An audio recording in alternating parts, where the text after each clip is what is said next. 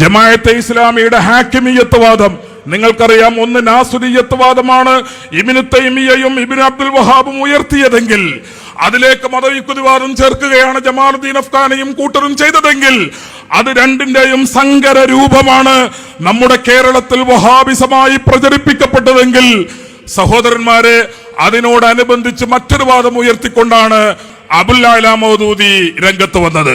അബുൽ അഅ്ല മൗദൂദി 1940കളിലും അതിനു മുമ്പ് ഹസനുൽ ബന്നയും അതേപോലെ സയ്യിദ് ഖുത്ബും അവരെല്ലാം ഉയർത്തിക്കൊണ്ടുവന്ന ഒരു ആശയം അതെന്തായിരുന്നു?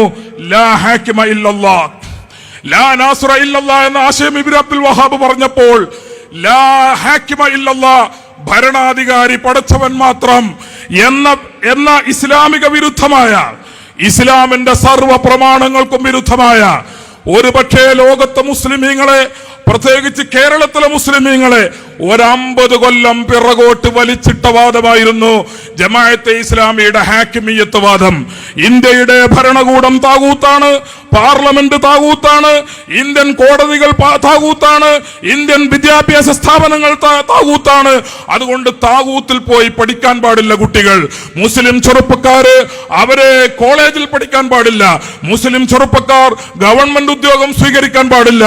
അങ്ങനെ ഗവൺമെന്റ് ഉദ്യോഗം സ്വീകരിച്ച ഏതെങ്കിലും മുസ്ലിമീങ്ങൾ ഉണ്ടെങ്കിൽ അവരിറങ്ങി വരേണ്ടതുണ്ട്. ഇന്ത്യൻ കോടതിയെ സമീപിക്കാൻ പാടില്ല.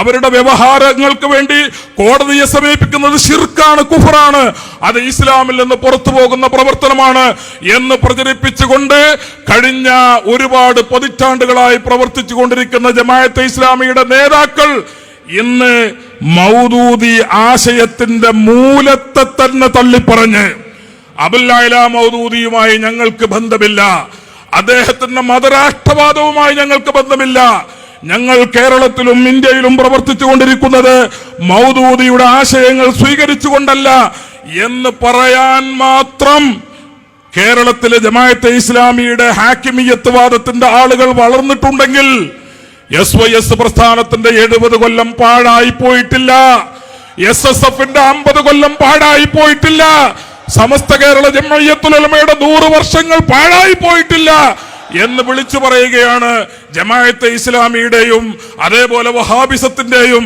ഞാനിത് ആവർത്തിച്ചു പറയുന്നത് ഭിന്നതകളെക്കുറിച്ചും ചിത്രതയെക്കുറിച്ചും ഐക്യത്തെക്കുറിച്ചുമൊക്കെ നമുക്ക് നല്ലതുപോലെ അറിയാം. മുസ്ലിമീങ്ങൾ ഐക്യത്തോടെ ജീവിക്കേണ്ട കാലമാണ്. മുസ്ലിം സഹോദരങ്ങൾക്കിടയിൽ ഭിന്നിപ്പും ചിത്രതയും ഉണ്ടാക്കുന്ന വർത്തമാനങ്ങൾ പറയാൻ പാടില്ലാത്ത കാലമാണ്. പക്ഷേ ഒരു കാര്യം നാം ആലോചിക്കണം. ഞാൻ നെല്ലിക്കുത്ത് ശൈഖുൽ ഹദീസ് നെല്ലിക്കുത്ത് ഇസ്മായിൽ ഉസ്താദിനെ ഈ സന്ദർഭത്തിൽ അനുസ്മരിക്കുകയാണ്. ബിദ്അത്തിനെതിരെ വിരൽ ചൂണ്ടിയിട്ടില്ലെങ്കിൽ, ബിദ്അത്തിനെതിരെ ബോധവൽക്കരണം നടത്തിയിട്ടില്ലെങ്കിൽ, ബിദ്അത്തിനെ കുറിച്ച് ജനങ്ങളെ ബോധവൽക്കരിച്ചിട്ടില്ലെങ്കിൽ കാശ്മീറായി നമ്മുടെ സംസ്ഥാനം മാറും. കാശ്മീരിൽ എന്താ സംഭവിച്ചത്? ജമാഅത്തെ ഇസ്ലാമിയുടെ 50ാം വാർഷിക പതിപ്പുണ്ട്.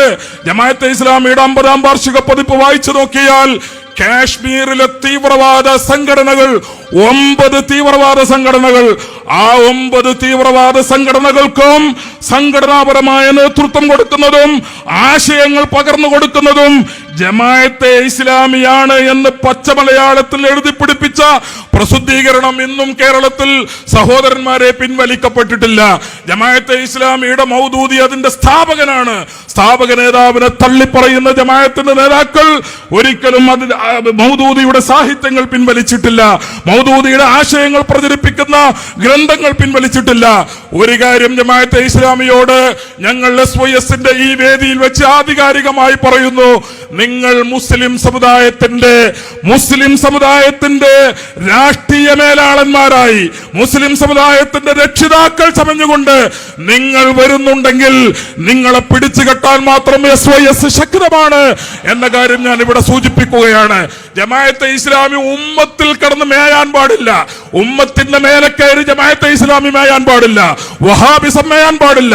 നിങ്ങൾക്ക് നിങ്ങളുടേതായ തലങ്ങളിൽ പ്രവർത്തനങ്ങളാകാം, നിങ്ങളുടേതായ രീതിയിൽ പ്രവർത്തനങ്ങളാകാം. പക്ഷേ ഉമ്മത്തിന്റെ രക്ഷിതാക്കൾ ഞങ്ങളാണ് എന്ന രൂപത്തിൽ നിങ്ങൾ പ്രവർത്തനം ആരംഭിച്ചു കഴിഞ്ഞാൽ നിങ്ങളെ ചെറുക്കാൻ മാത്രം ശക്തമാണ് ഈ പ്രസ്ഥാനം എന്ന് ഞങ്ങൾ സൂചിപ്പിക്കുകയാണ്.